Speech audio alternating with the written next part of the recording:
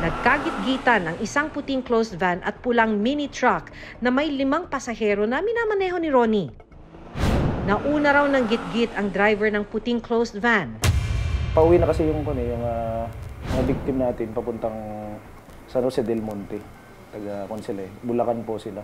Galing sila sa parang dito sa Antipolo, may sinerbisan sila ng yung business nila.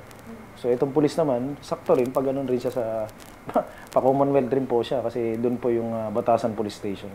Sa right side, ito naman yung pulis. Di ba kaya sa left yung pula nagkagigita sila.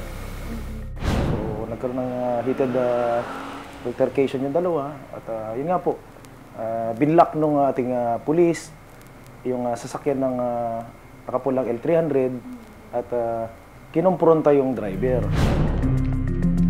Nang gumanti naman si Ronnie, dito na raw siya hinarang ng closed van, saka bumaba ang driver nito at sunod-sunod na nagpaputok ng baril. Nauwi sa barilan at yung isa doon ay yung driver, nagtamo po ng multiple gunshot wound. Pati yung isa nadamay na rin po at may tama rin po yung passenger nakasama.